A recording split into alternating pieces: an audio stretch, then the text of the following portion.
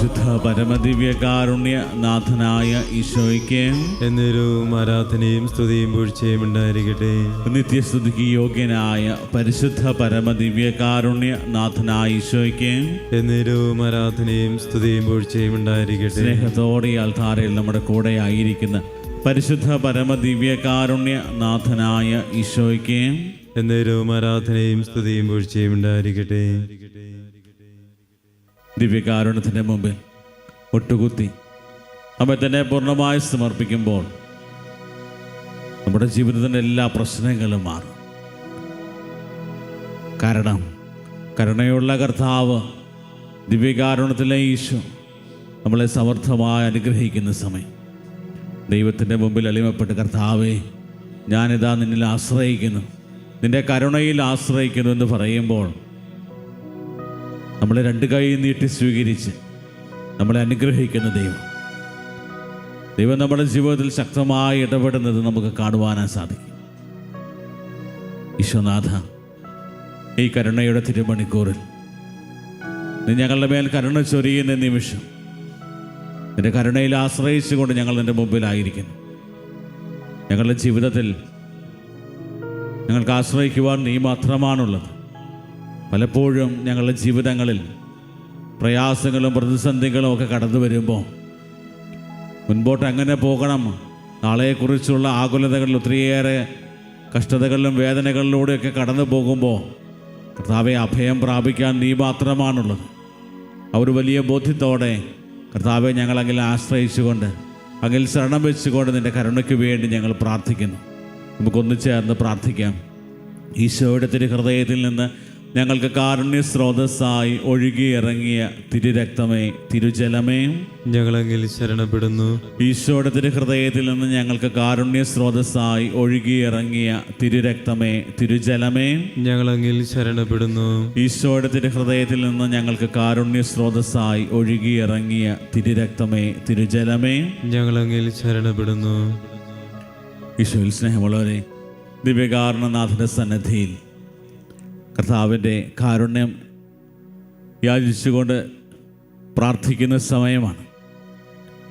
ദൈവത്തിൻ്റെ കരുണ എന്തുമാത്രമുണ്ട്, അപ്രകാരമാണ് ദൈവത്തിൻ്റെ കരുണ നമ്മുടെ മേൽ ചൊരിയുന്നത് എന്ന് നമ്മൾ തിരിച്ചറിയാനും മനസ്സിലാക്കാനും തുടങ്ങുമ്പോൾ പൂർണ്ണമായി നമ്മുടെ ജീവിതങ്ങളെ ദൈവത്തിൻ്റെ കരുണയിലേക്ക് സമർപ്പിക്കാനും ദൈവത്തിൻ്റെ കരുണയിൽ ആശ്രയിച്ച് ജീവിക്കാനും നമുക്ക് സാധിക്കും. നമ്മൾ കടന്നു പോകുന്ന നമ്മുടെ ജീവിത സാഹചര്യങ്ങളും നമ്മുടെ ജീവിതത്തിൻ്റെ അവസ്ഥകളും ഒക്കെ നോക്കിക്കഴിഞ്ഞാൽ ഇതുമാത്രം നിസ്സാരരായ വ്യക്തികളാണ് നമ്മൾ ഓരോരുത്തരും. വയലിലെ പുഷ്പം പോലെയാണ് നമ്മുടെ ജീവിതം എന്ന വചനം നമ്മളെ പഠിപ്പിക്കുന്നുണ്ട്. ഇത്ര നിസ്സാരരായ നമ്മുടെ ജീവിതത്തെ ദൈവം ഇത്ര അധികമായിട്ട് ബഹുമാനിക്കുന്നു, ആദരിക്കുന്നു, സ്നേഹിക്കുന്നു എന്നുള്ളത് നമ്മളെ സംബന്ധിച്ചിടത്തോളം ആശ്വാസത്തിന് വകയുള്ള കാര്യമാണ്. കാരണം ഇത്രമാത്രം നിസ്സാരരായ നമ്മളെ ദൈവം തൻ്റെ സ്നേഹത്തിൽ ചേർത്ത് പിടിക്കുകയാണ്, തൻ്റെ കരുണയോടുകൂടെ നമ്മുടെ ജീവിതങ്ങളിൽ ഇടപെടുകയാണ്. ദൈവത്തിൻ്റെ ആ സ്നേഹം തിരിച്ചറിയാനും ദൈവത്തിൻ്റെ ആ ഒരു വലിയ കരുണ നമ്മുടെയൊക്കെ ജീവിതങ്ങളിലേക്ക് കടന്നു വരുന്ന വഴികളൊക്കെ നമ്മൾ തിരിച്ചറിയാൻ തുടങ്ങി നമുക്ക് ഏറ്റുപറയാൻ സാധിക്കും. യോഹന്നാൻ്റെ സുവിശേഷം 8-ാം അധ്യായം 1 മുതലുള്ള തിരുവചന ഭാഗങ്ങളിൽ ആദ്യം നമ്മൾ കാണുക, വ്യഭിചാരമെന്ന കുറ്റം മൂലം പിടിക്കപ്പെട്ട ഒരു സ്ത്രീയാണ്. ആ ഒരു സ്ത്രീയെ ഈശോയുടെ പക്കലേക്ക് കൊണ്ടുവരികയാണ്.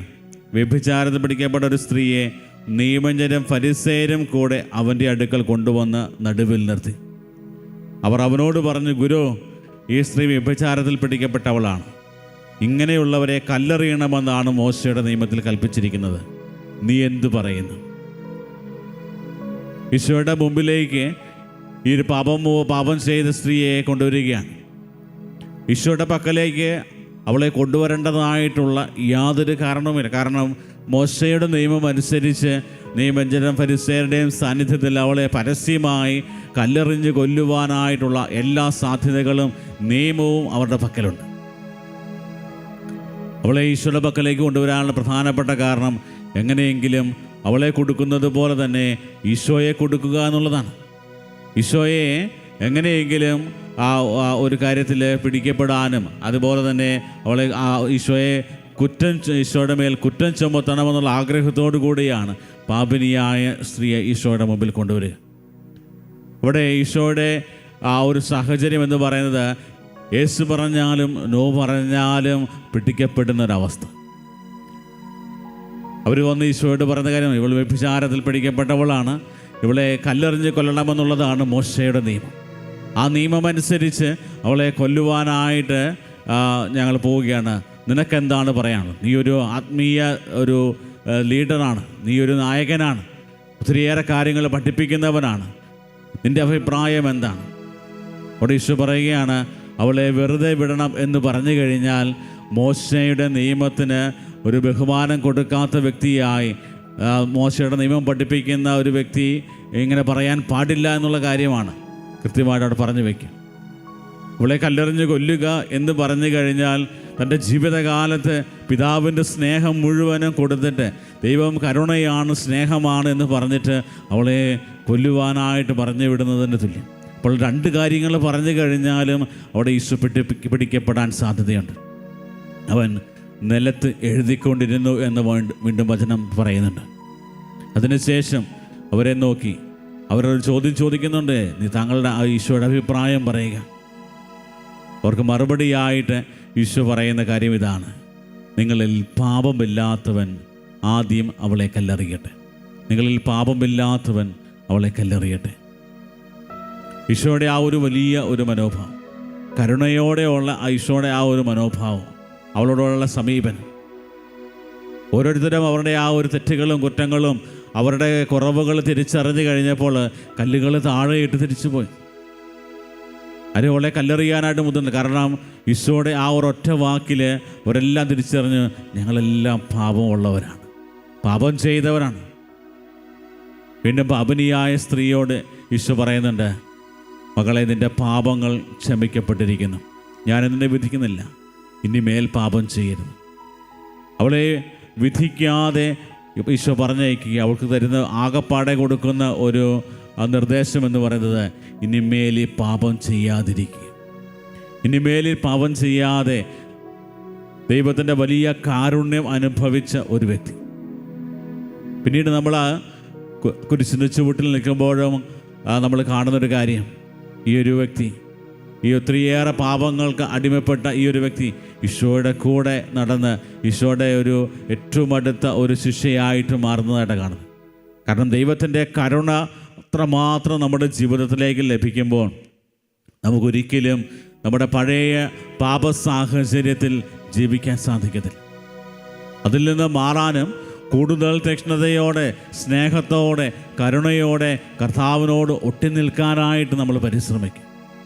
പ്രിയപ്പെട്ടവരെ, ഇന്ന് കരുണയുടെ ഈ കൃപയുടെ സമയം, നമ്മൾ കരുണയുടെ ആ ഒരു തിരുമണിക്കൂറിൽ കർത്താവിൻ്റെ കരുണയ്ക്ക് വേണ്ടി യാചിക്കുമ്പോൾ ദൈവം നമ്മുടെ ജീവിതത്തിലേക്ക് ചൊരിയുന്ന കരുണയെക്കുറിച്ച് നമുക്ക് തിരിച്ചറിയാം.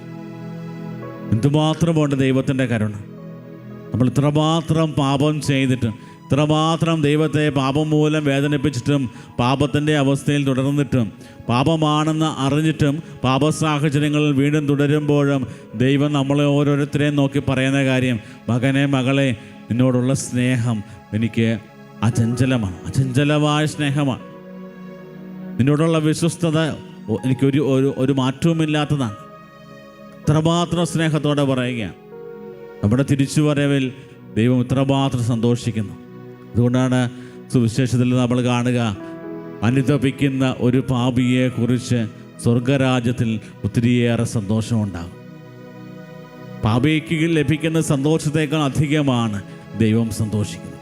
പ്രിയപ്പെട്ടവരെ, ഈ കരുണയുടെ തിരുമണിക്കൂറിൽ നമുക്കും പ്രാർത്ഥിക്കാം. കർത്താവേ, നിൻ്റെ കാരുണ്യത്തിൻ്റെ ആഴം മനസ്സിലാക്കുവാനും അതിലേക്ക് ഞങ്ങളെ തന്നെ സമർപ്പിക്കാനും കർത്താവെ കൃപ തരണമേ.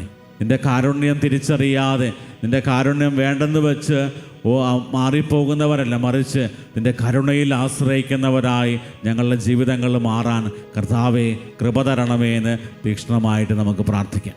ദൈവസന്നിധിയിൽ നമ്മുടെ എല്ലാ നിയോഗങ്ങളും പ്രാർത്ഥനകളും സമർപ്പിക്കാം. ദൈവം മനുഷ്യവംശത്തെ കൈവെടിയാതെ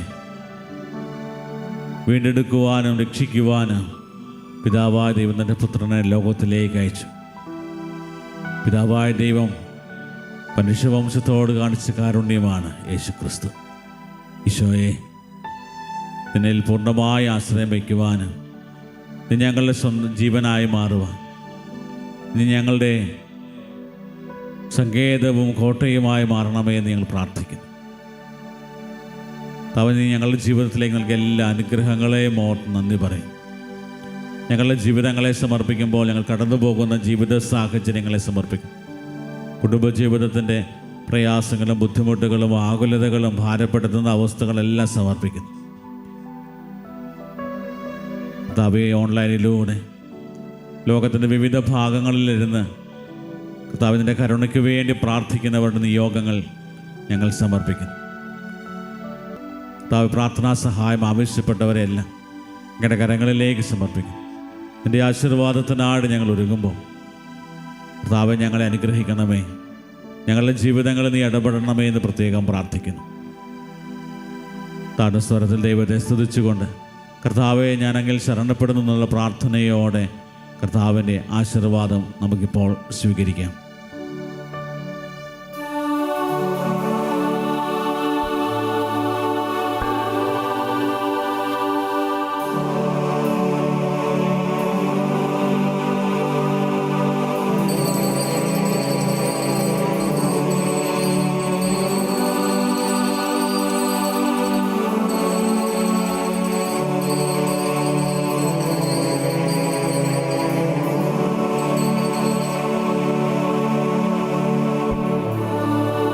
പരിശുദ്ധ പരമമാ ദിവ്യകാരുണ്യമേ, എന്നുമെന്നും അങ്ങേക്കാരാധന.